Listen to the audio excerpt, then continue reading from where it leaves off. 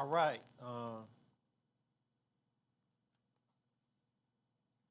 Mic check. Mic check. Mic check. Mic check. Making sure everything is all right. All right. I'd like to say hello to everybody. I got a couple things going on before I get started here, but look like everything is okay. And adjust my mic a little bit. All right. So tonight. Tonight's topic is how to apply spiritual principles. How does one apply spiritual principles? And I was asked to do this particular topic from actually from my wife. And if it's somebody that knows you, knows the individual, it's probably a person they're in a pretty close intimate relationship with Ian, so she kind of asked me, why don't I talk about that? How to apply spiritual principles. And mind you, I'm coming from a perspective, from a 12-step perspective. When I say 12 steps, I mean the steps of AA, NA, so forth. So this is the perspective that I'm coming from when talking about applying spiritual principles. The first thing I believe one should do when they want to apply spiritual principles is admit that you don't know how. I mean, I have to admit that I don't know how to do something. That's going to be the first thing. Whatever the challenge is that's in my life that I need to apply a principle, a spiritual principle, or a principle. And notice I didn't say a principle. I said a spiritual principle. And I'm gonna go down the line with that. I did take a few notes. Because I don't know everything, but I took some notes to get to a basic understanding, a common acceptance of what certain words are, And the first one that I want to talk about is what is meant by spiritual. And I looked it up, and it says relating to or affecting the human spirit or soul as opposed to material and physical things, consisting of the spirit and not material. It's consisting of the spirit and not material. And then I'm going to go into spiritual principles. What are spiritual principles? And although there are a great deal of them, the ones that I am going to go into is anonymity, honesty, open-mindedness, willingness, gratitude, humility, patience, faith, service, agape love, acceptance, peace, and surrender. Because these relate to spirituality. And this is what the 12-step programs teach, or they advise us to learn. They'll advise us, the participants, to learn spirituality. So what is spirituality?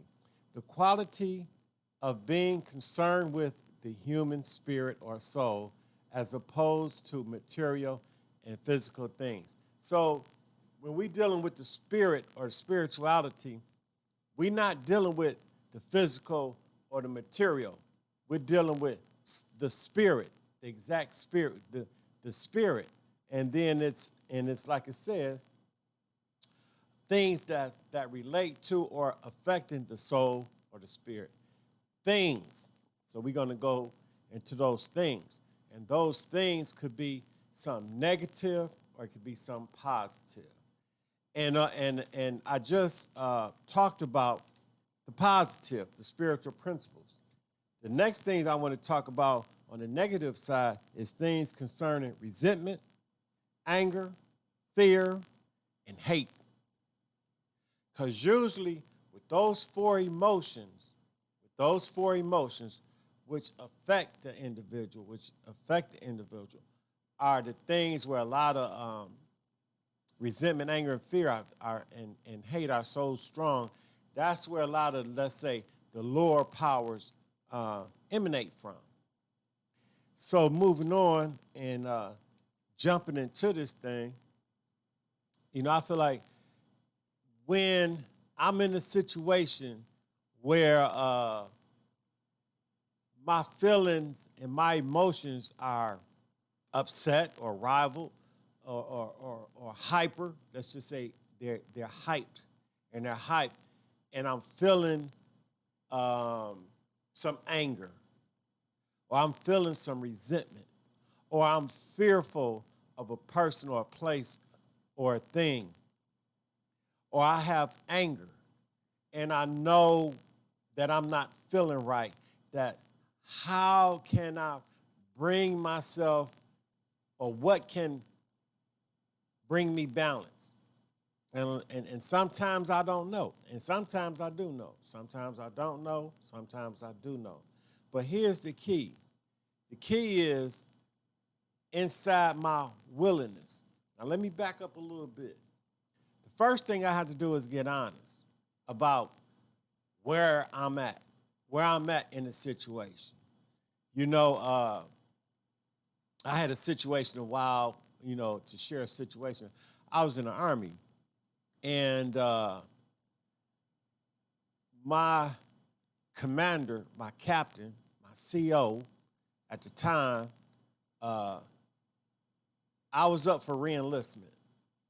And I was going to re-enlist, I was going to do another term.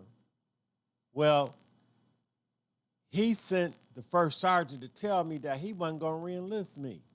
He said, I'm not going to re-enlist. He said, tell him I'm not going to re-enlist him, that he need to get somebody else. And in order to re-enlist at that time, at least the time I was in, you needed to have a captain or above. You had to have a captain or above to give you your re-enlistment rights. Well, I was kind of angry. I was mad because this man wasn't going to re-enlist me. He told me, and for whatever reasons that he had, which I'm not going to get into, is that I was like, really? No, I'm going to tell you. I'm going to tell you what it was. When I sat face to face with this man and asked him, sir, well, why are you not going to re-enlist me? I don't have no bad conduct, what's going on? And he told me he didn't like my faith, told me he didn't like my name. So I got upset and I got angry and I wanted to cuss him out. I wanted to take him from FU to all kind of stuff, because that's where I came from. That's where I came from. I came from that. You don't like me, da-da-da-da-da. But what happened was, since I was in my first year in recovery, I said, okay, and I calmed down, and I didn't know what to do, so I politely got up, me and the first sergeant, we got up and we walked out.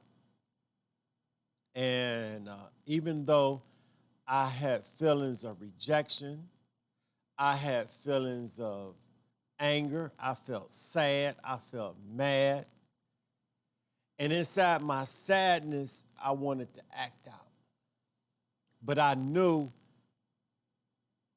that's what I really didn't want to do. So you know what I did? I abstained. I didn't do nothing. I didn't say nothing. And I got up with the first sergeant and I walked out. Top got me in the hallway.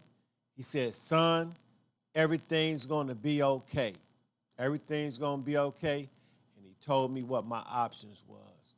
And when I start And when I walked out of that environment, and when I walked out the atmosphere, things started getting better. And the first thing that I practiced was abstinence. I abstained. I did not react, and I did not respond. When that man told me he didn't like my religion and he didn't like my name, and he wasn't going to do it, and it was his choice. Yes, it was his choice.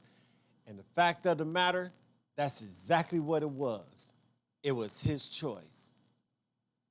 You know, and I got to say this. That was my first year of recovery. That was from 86 to 87, and I was doing everything I could to recover. You know, I had a sponsor. I was making meetings. I was doing everything.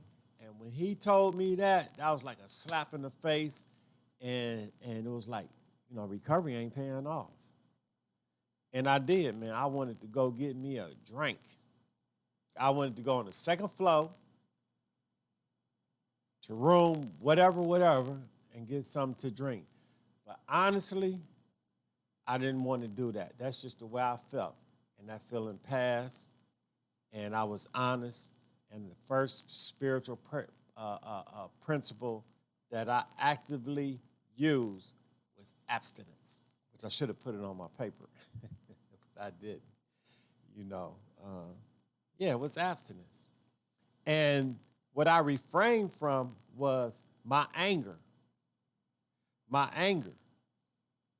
And I was deeply annoyed and irritated and agitated by that situation. I was so agitated that I was about to go into being furious. And furious to me is like when I read it, it starts when I'm ready to cuss somebody out. And then wrathful. I want to do something to you. Not vengeance, but wrathful. I want to flip the desk over. That's how I felt. So in that moment, and the first sergeant was there too. So in that moment, I had to turn my timer on. I keep forgetting to turn my recorder on. So in that moment of that situation, I abstained. And inside the abstinence, there was a peaceful moment. There was a moment of what's called serenity. I became very serene. And then when the first sergeant started talking to me, and he said, son, these are your options. And inside the options, only thing he said was, he said, all you got to do, son, is go find you another officer to re-enlist you. That's all you got to do. And there's plenty of them out there. He said, we on the whole post we on the Army base full of captains. So I had a dentist appointment later on that day. And I went to my dentist that I had been seeing regularly. And he was a captain. And I said, hey, Cap, I'm about to re-enlist, and I need an officer to re-enlist me. Would you re-enlist me? You know what he said? He said, sure, son, I'll do it. And I had got a captain. Now, check this out. I went and got a captain. The captain re-enlists me, and guess what? Now, they say it's an honor to have your company commander re-enlist you. That's what they say. But guess what? Another principle, spiritual principle that came into play was called anonymity. And what does anonymity mean? To bear no name. I mean, I had a captain. He wasn't a company commander. He was a dentist. And he re-enlisted me. Now check this out. Even today, I got that honorable discharge with that it says, Dentac Captain, da-da-da-da-da. Forget his name. So I practiced anonymity. I learned anonymity early on. the state of bearing no name or being anonymous. Yeah. So moving on, applying spiritual principles. Then I had another one. Probably was just a little bit more than that. I remember one time I was in this relationship, and it was one of them deep, deep, deep relationships, right? And what happened was the person I was in a relationship was messing around. They was messing around pretty bad.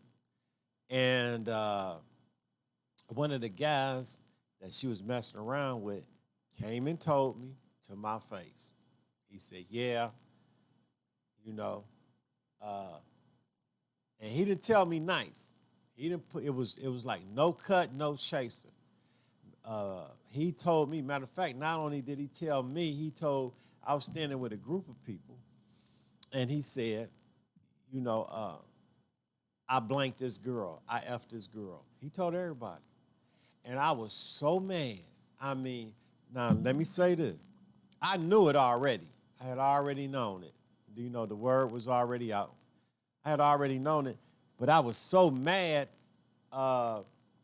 What happened was I was experiencing embarrassment, shame, then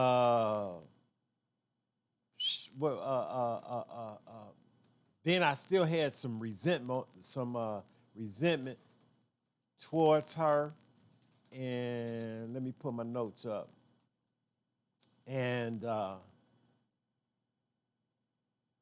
yeah, I was provoked.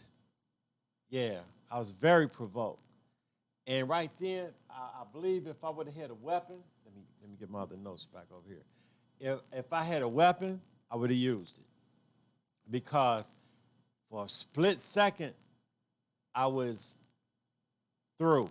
And I had about 7 years clean. I had been clean for 7 years, clean and sober for 7 years. And what happened was, one of the people that was standing in that environment, I guess they read me. And they said something. I don't know what it was it was a female. She said something that really kind of like calmed me down, because the woman that I was in a relationship with, we was at this event together. You know, we was going through some stuff. We was trying to, you know, I guess reconcile. And so she was like, you know, probably 100 feet away when he said it.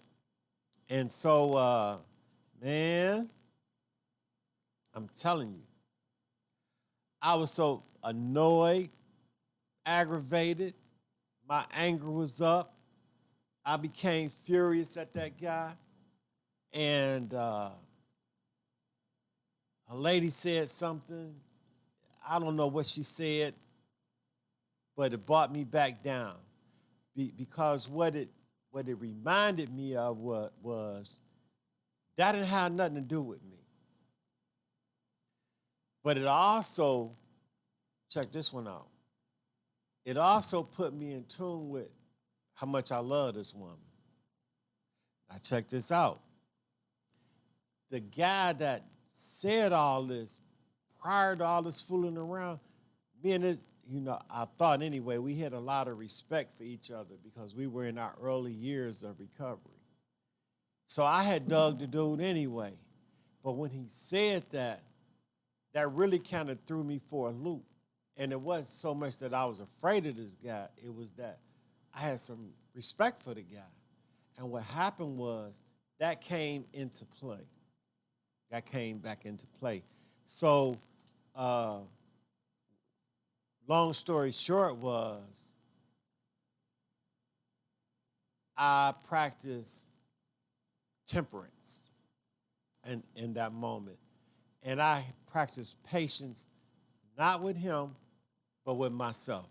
Because for a split second, I wanted to do something to both of them. And I'm just saying what I wanted to do.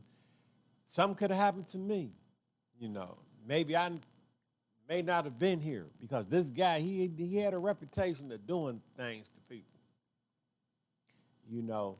But I ain't come from no, I'm gonna say this, I ain't came from no Catholic school myself. That's all I'm gonna say. This the block I lived on. So anyway, that being said, I was like, okay, you know, I backed down.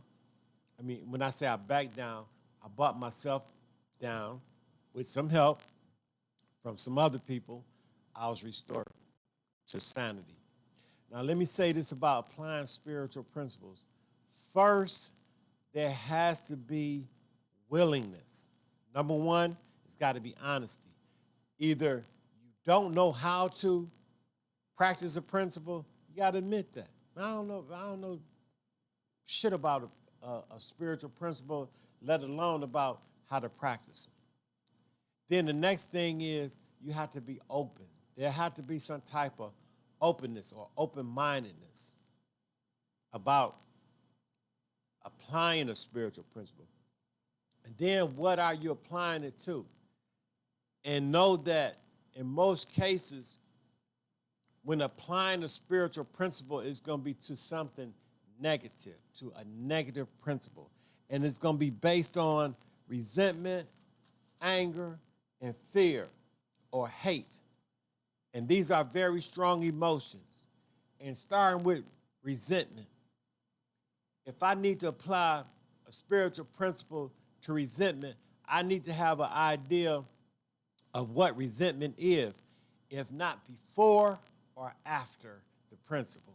And knowing that resentment is a past anger that has happened to me, a traumatic event, anywhere from 3 months to years.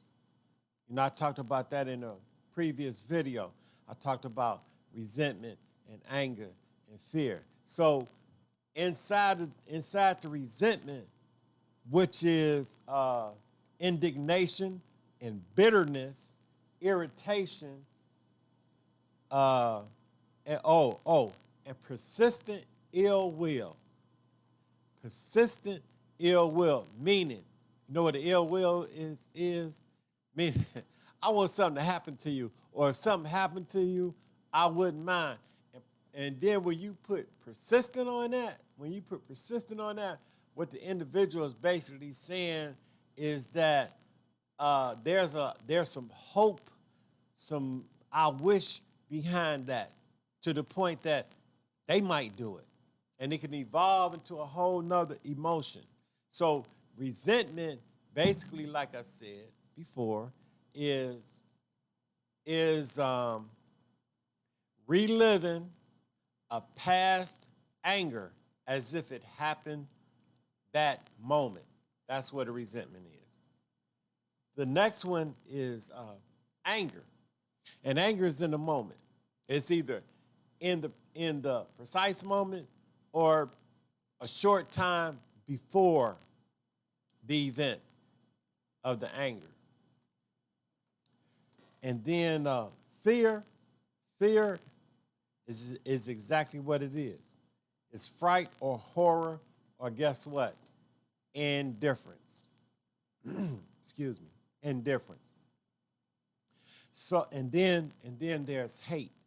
And hate is the strongest emotion. And behind hate is action. There's some action with hate. A person can use hate to tear up something, become very violent, irate. That's hate. So how can, for example, a person apply a spiritual principle to hate? I'm going to say this. I don't have no experience with that one. I do have it with resentment. I do have it with anger. But I ain't never hated. And when I say to the point that I acted out on my anger, my resentment, and my fears, because to me that's what hate is, all balled into one emotion. So I never had that. And I'm not going to try to guess that, you know. I've seen hate. I've seen it. And it's a very bad thing. Now, what I've seen from it, how people come back from it, they totally exhaust themselves on whatever they're acting that strong emotion out on. They just totally exhaust themselves and then they stop. I've seen people, not even two people, groups of people lock up with each other behind hate, and it wasn't over until somebody was hurt or dead. I seen people act out that emotion on property. They just tore some property up, and I'm saying it was thousands and thousands of dollars worth of damage done in a moment. Yeah. So that's how strong that emotion is. Now, me personally, I've never experienced it yet, and I'll put a yet on it. You know, I'll put a yet on it. So I never experienced that.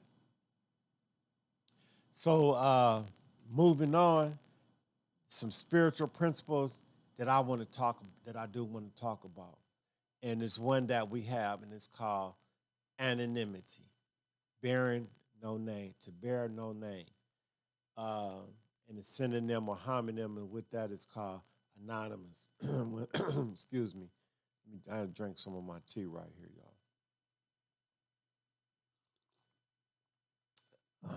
All right. Now, anonymity means to bear no name. Let me back up a little bit because it's something that I want to bring into play here. Spiritual principles. And I talked about what a spiritual principle is, you know, and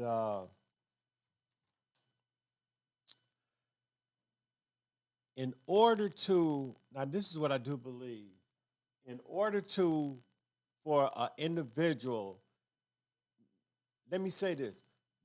Number one, me personally, I can't practice nothing I don't have or I'm not conscious of. If I'm not conscious of it or if I don't have it, normally I can't practice it if I ain't got it. So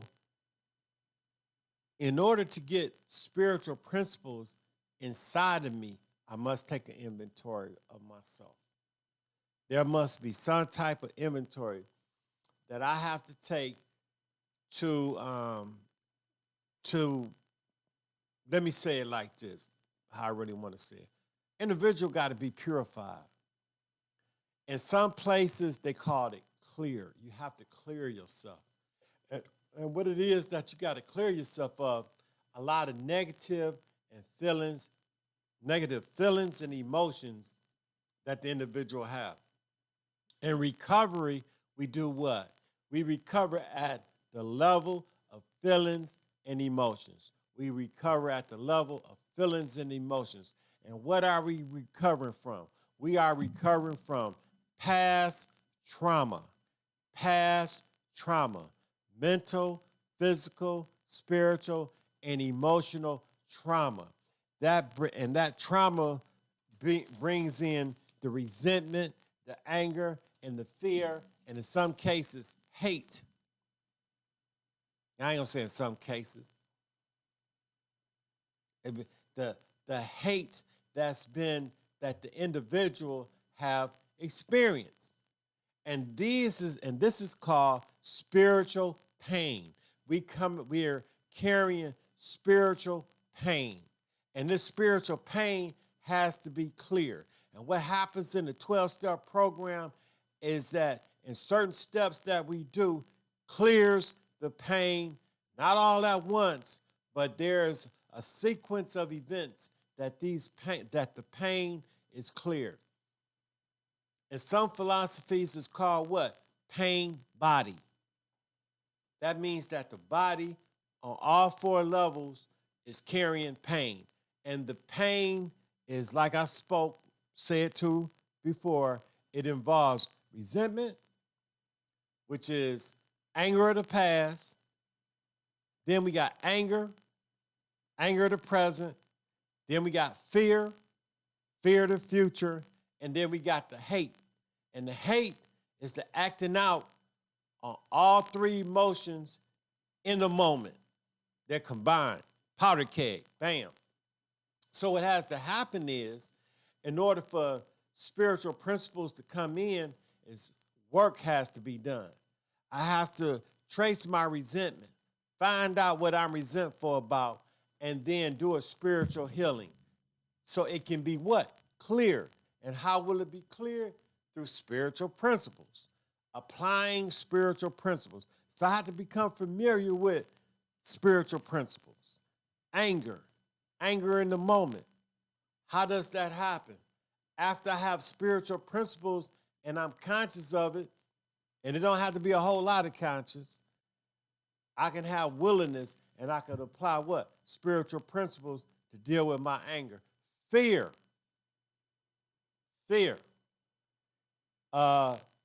Same thing. Using spiritual principles through an inventory to clear my fear so that my spirit, right? My spirit can what? Can evolve. Or not so much in a sense evolve, but what I also want to say about my spirit, it can heal. The spirit has to heal from what? From the trauma. And what type of trauma? Is it rape? Molestation? Abuse?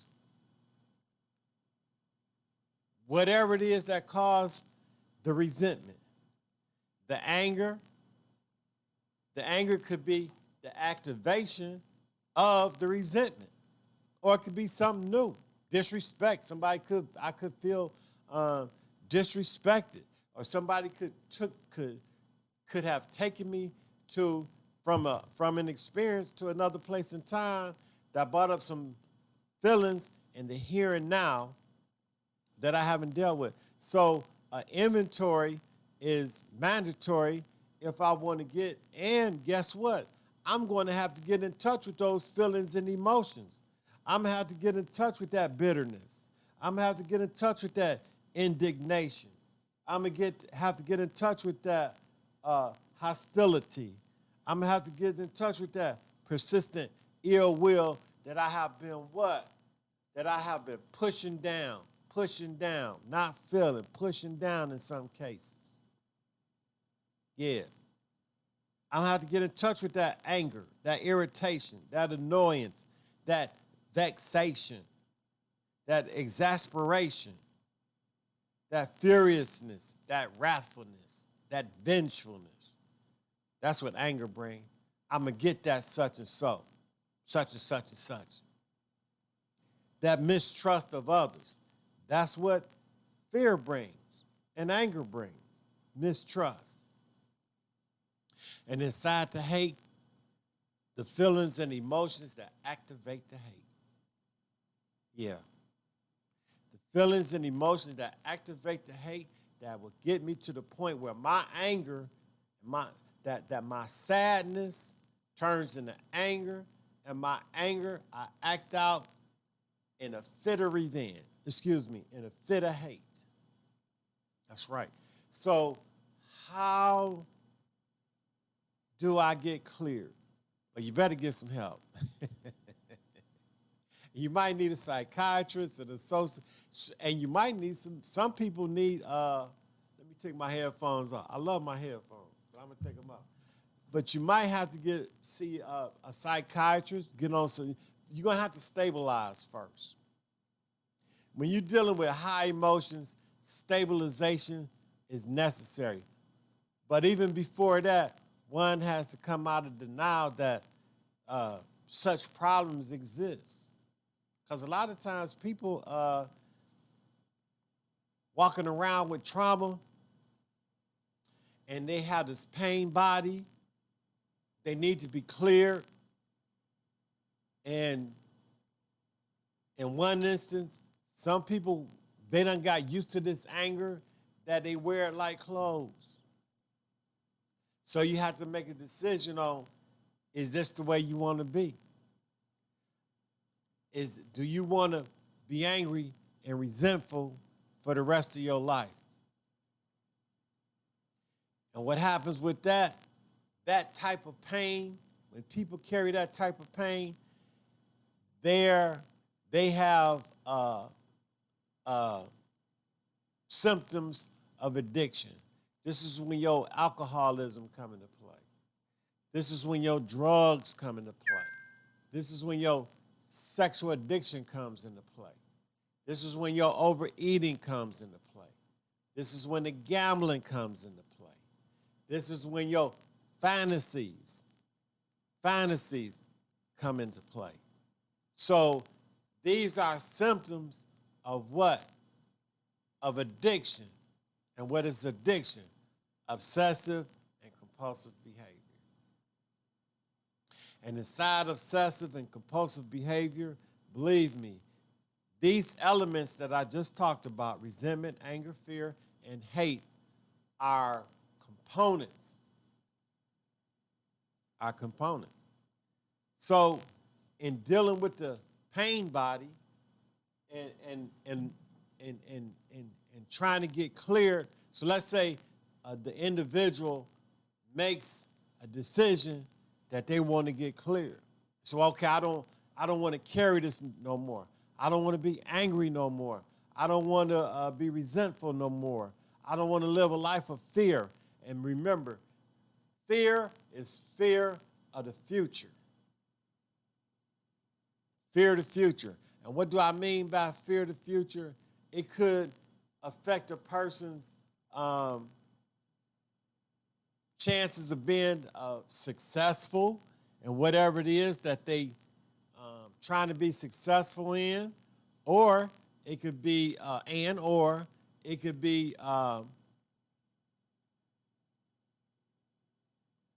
affecting a person's chance of, let's just say for simplicity, being what they really could be with their life. These are the people, man, that isolate from society because they have certain types of fears and phobias going on. So a lot of times they medicate themselves. Anything from sleep to drugs to a lot of the stuff that I just mentioned. So getting back to the clearing, how does one clear themselves? And I'm sure there are many techniques out there, but myself, I subscribe to the 12 steps. So I say, you have to have some type of a program. Maybe you can go somewhere and they can lay some hands on you or pray over you, or you can see a psychiatrist or a sociologist or get on some type of medicine. And if that works for you, fine. But eventually, the individual is going to have to take a look at what traumatized them. Because until you look at the trauma, how you were traumatized, and in some cases, why you were traumatized, you cannot get to the solution to your problem, which is spiritual in nature. Yeah. See, and one of the definitions, which I'm going to bring my notes back over here on, when it talked about what is spirituality, I think it said. And it said things not having to do with the material. It has more to do with the soul and the spirit, but not with the material. So what I'm saying is you might be able to go out and get 10, 11 degrees. You might be able to go out and make billions of dollars, hundreds of millions of dollars. So the material world may not, it may not affect your material output, but you still could be that type of person that got hundreds of millions of dollars and the billionaires and you raping little kids. You understand what I'm saying? You out here raping little kids. That shows an indication that your spirit is not a peaceful spirit. So you need some spiritual cleansing. But because you have the material, you can avoid, you might be able to pay for some lawyers, pay people to shut up about certain stuff that you do. Yeah. But spiritually, you're bankrupt. I was trying to find my little note here. I guess it ain't meant for me to find, because I did want to talk about, I think it fell on the floor. But anyway, so you might want to, so getting back to, let me take a look, because that was those are some really good notes. So anyway, the individual on the material side, they're very successful. They could be very, here it is. I got it right here. They could be very successful people, but at the same time they're bankrupt. So what I was relating to, the materialistic person, they might be well in tune with the spiritual world. With the material world. And they might be in tune with physical things, but things that's spiritual in nature, they're weak and they're fragile. So they're unable to practice what? Spiritual principles.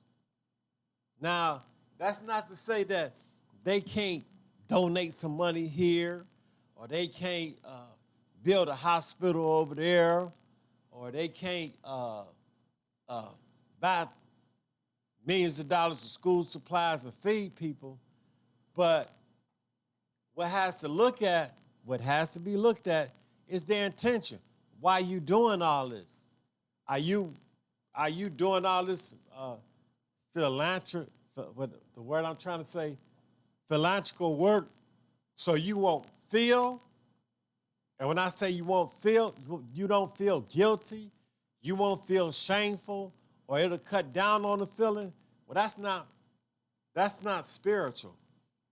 That has nothing to do with spiritual. That has a lot to do with consciousness, your mental state, the mental state. Inside the spiritual is different. We talking about the soul. We talking about the spirit. These are things that can be bought, and that's why that's when spiritual principles come into play. They come into play when you looking at why are you doing something? Why am I doing this? Why am I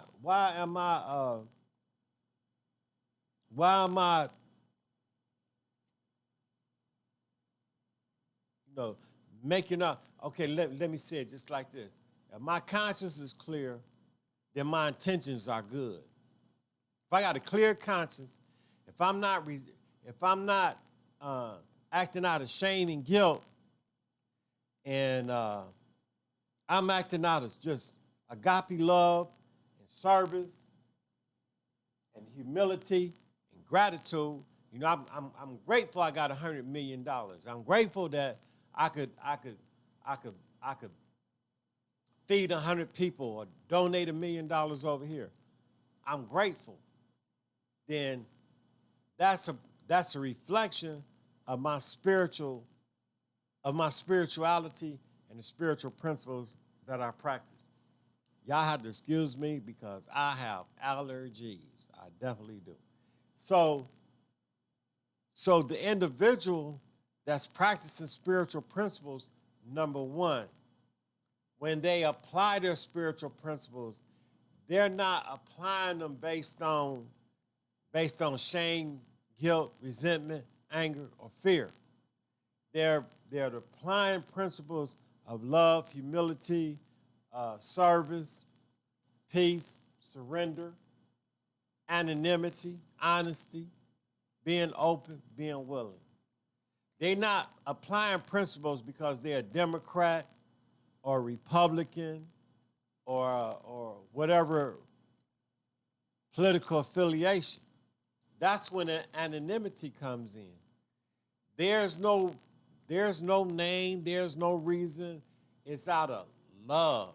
I'm not giving you a stimulus package because I'm a Republican or a Democrat. Those are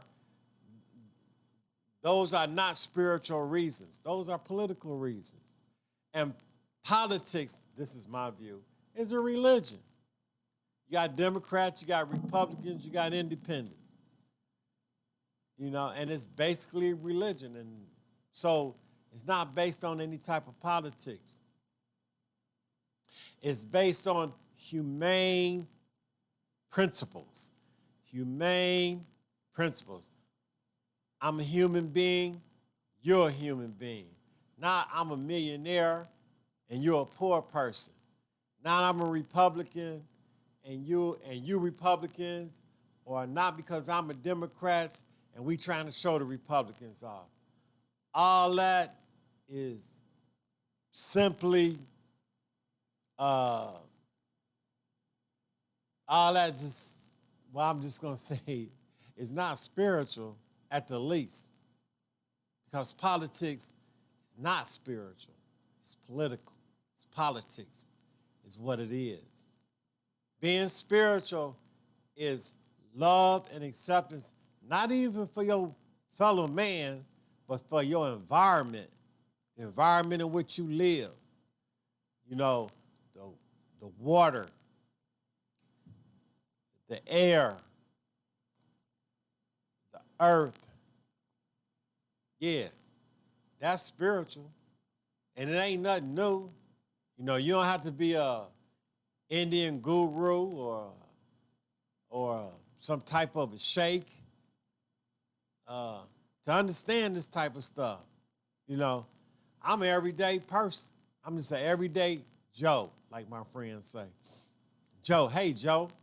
I'm just an everyday Joe, man. You know?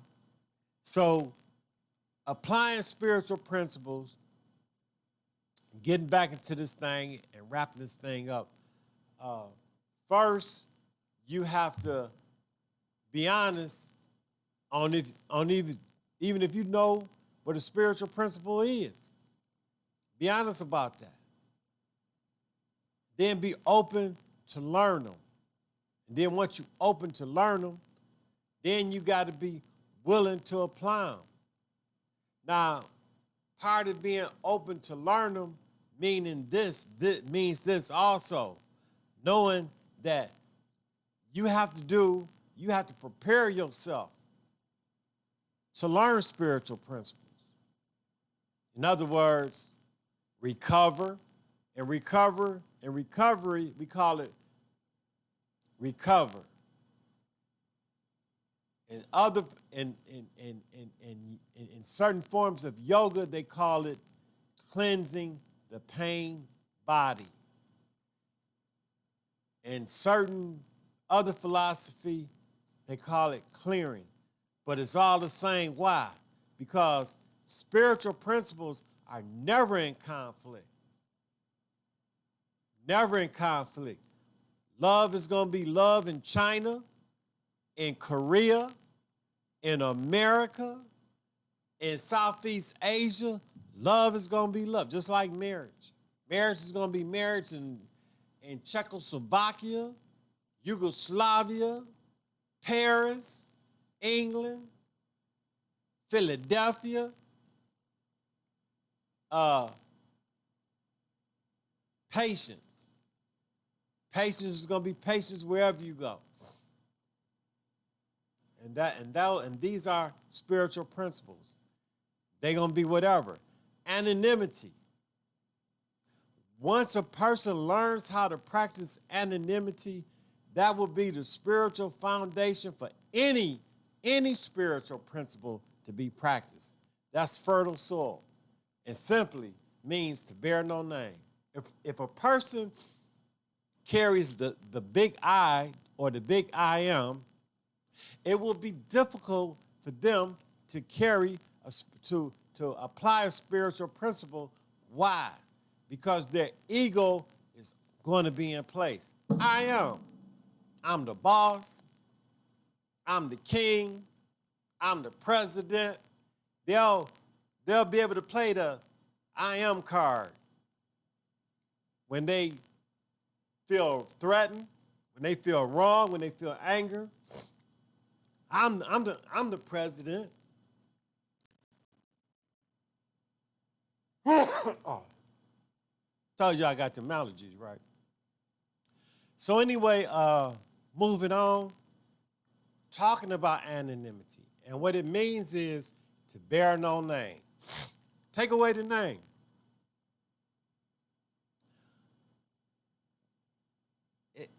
If my daughter, how you doing, Bernice? You know I love you, right? Show you right. My daughter come to me, and she 20-something odd years old, and she said, Daddy, I'm right about this. And she could be right. But I say, I'm your daddy. I pull rank, right? That's not spiritual. That's ego. That's self-will. And these are the things that affect the application of spiritual principles. Now, I'm going to read some of these spiritual principles off again. Spiritual principles: anonymity, to bear no name; honesty, to tell the truth, followed by a behavior that's consistent with that verbal admission; open-mindedness, just having your mind open or subjective; willingness, just being willing to try or listen to something different; gratitude, being grateful for whatever it is you got. I'm satisfied. Man, I'm poor. I'm in the basement. My studio's in the basement. But I'm so grateful. Humility,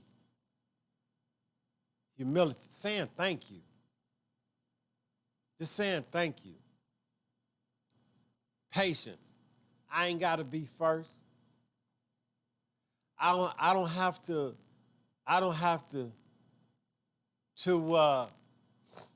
rely on my privilege. I'm privileged. Some people are privileged. They privileged based on whatever that causes them to be privileged in society. But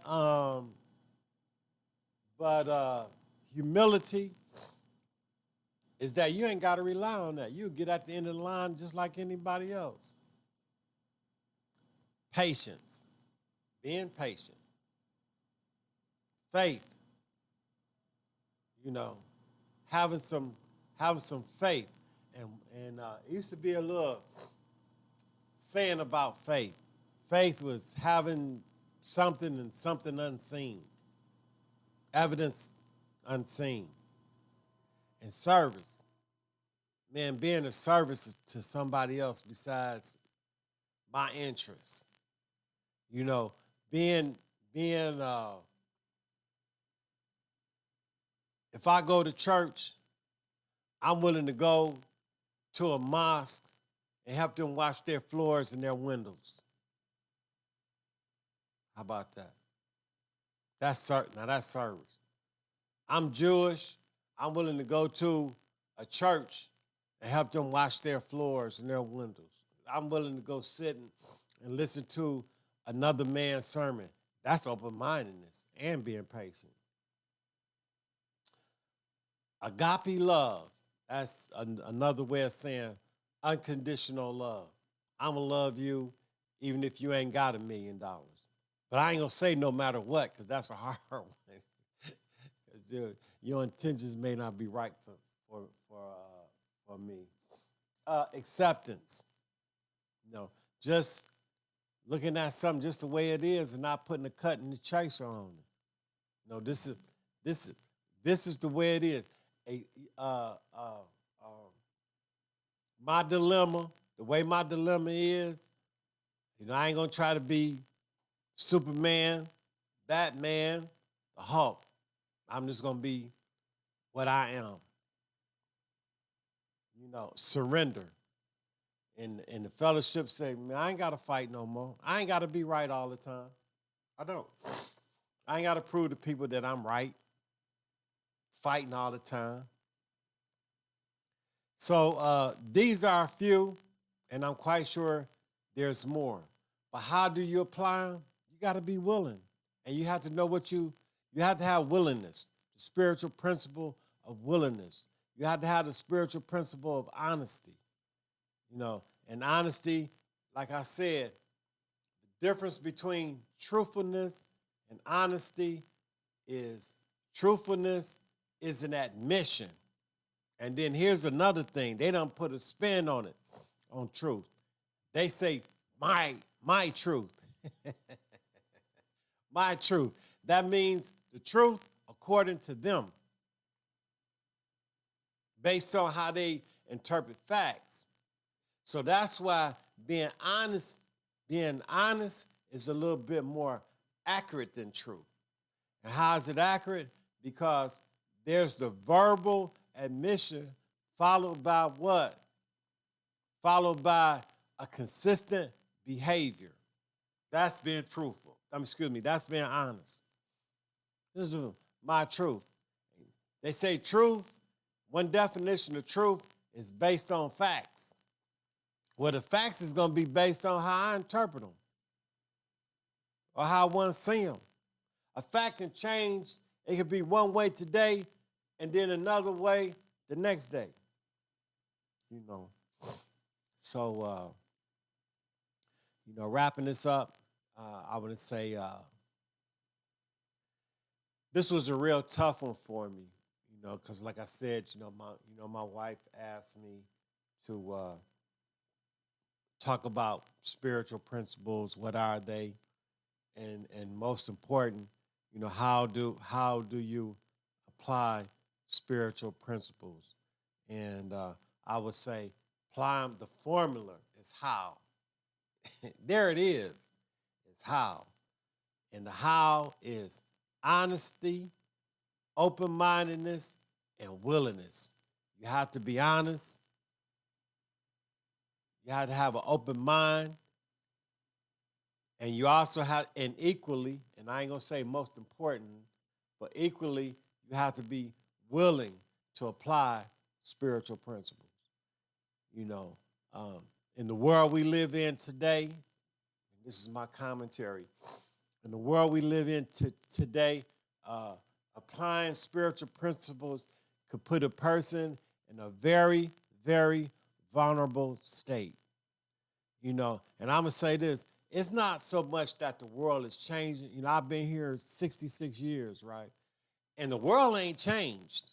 Not to me. Not when I think about it and I looked at it. It's because what's happening in the world is more exposed. There's more exposure. The world ain't changed. What's new? Tell me what's new. Sexuality? Is sexuality new? No, it's a new, that word is a new invention, but we already had that sexuality. Racism, is that new? No, that's not new. The things that's attached to racism, no, that's not new. Rebellious children, parents not accounted for, none of this is new. None of it. But what we have is more exposure based on what? On the technology that we have. I'm in my basement. With a computer, 2 monitors, and a mixer. And I'm doing my own broadcast, basically. In 1967, in 1977, 1987, and maybe 1997, totally unheard of. Who would think that a person would be in a basement unless they was a millionaire or somebody, and I ain't even a thousandaire. So I'm poor, y'all. You don't want to mess with me. You better go find Bill Gates or somebody. I'm in my basement doing a broadcast. Yeah. And I'm fulfilling one of my dreams. You know, I always wanted to be a broadcaster. I went and got FCC license and everything. I sure did. I don't even need the FCC license to broadcast anymore. All I need to do is have enough stuff, and y'all should see my stuff. I got a nice little layout down here. But anyway, I can keep it moving. So anyway, man, I want to thank y'all again for tuning in to the topic. You know, I'll be, if you like it, like what I said. Oh, let me add one thing, because I got about 3-4 minutes left. Let me add another thing. Inside of spiritual principles is you don't have to be religious. Let me put that out. Religious principles and spiritual principles are two different things. Inside of the religion, you can have spiritual principles, but spiritual principles don't have to be run harmony with religious principles. Why? Because religious principles are based on a doctrine. They're based on doctrine. They're based on whatever that particular religious belief is founded on. Those type of principles. Spiritual principles are based on principles that affect humanity as a whole. And not only humanity, it goes farther. It goes to the spirit and to the spiritual realm and to the fourth dimension. Religious principles are mainly third dimensional principles. And when I say third dimensional, for those who don't know, meaning earth, meaning in a physical form. Not all religious principles are spiritual. Sorry to say, but they ain't. Because if they was, we wouldn't have religious wars. We wouldn't.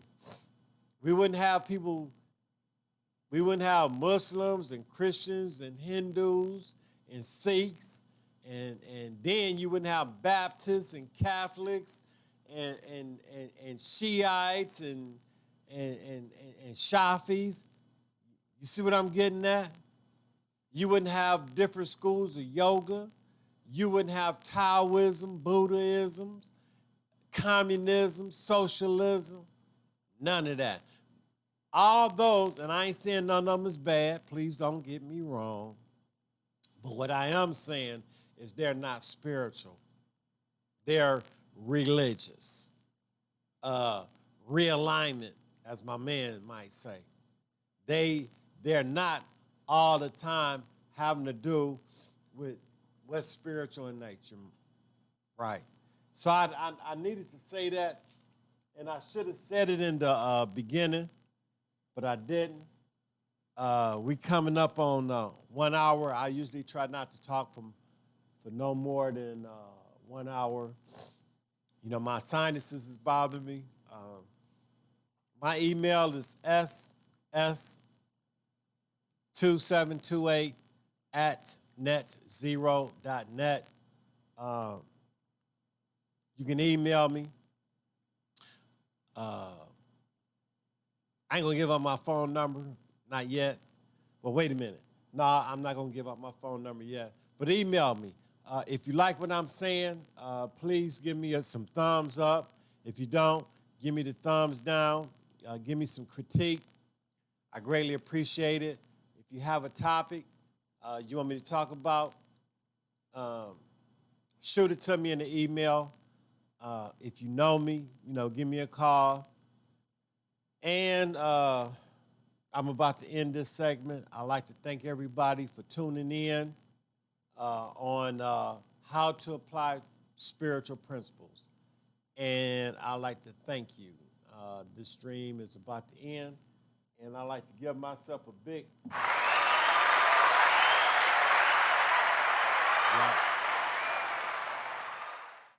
Yeah. All right, thank you.